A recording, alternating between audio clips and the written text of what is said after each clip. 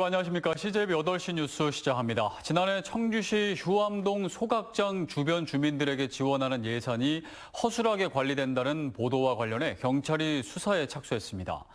주민들이 가짜 영수증으로 돈을 타간 의혹을 들여다보고 있는 건데 일단 경찰은 보조금이 아닌 만큼 사기 혐의를 적용했습니다. 허술하게 지원금을 내준 공무원들은 직무유기 혐의로 수사를 벌이고 있습니다. 박원 기자입니다.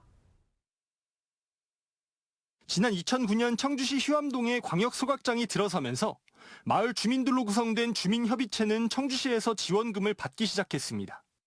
2016년부터는 소각장이 증설돼 종량제 봉투 전체 판매액의 10%를 갖기로 했는데 이렇게 마련된 지원금은 해마다 20억 원이 넘었습니다. 이 금액을 주변 120가구가 나눴고 2022년에는 가구마다 1,670만 원씩 배정됐습니다. 그런데 지난해 시의회에서 이 지원금이 허술하게 관리된다는 지적이 나왔습니다.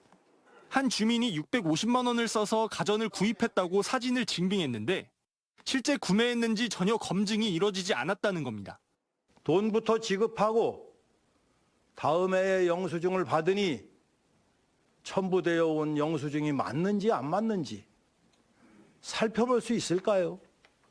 휴암동 집을 임차인에게 세를 주어 실제로는 상당구에 거주하면서 그래도 돈을 받아간 주민이 있다는 의혹도 제기됐습니다.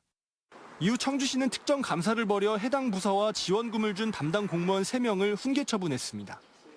소각장 주변 지원 사업도 그냥 마음껏 쓸 수 있는 건 많이 안 되는 거예요.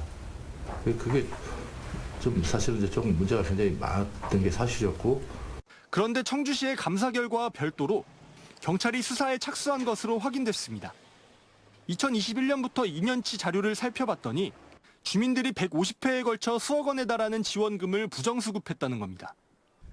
대부분 가짜 영수증을 첨부해 돈을 받아냈는데 일단 주민 10여 명을 사기 혐의로 입건하고 수사를 확대하고 있습니다.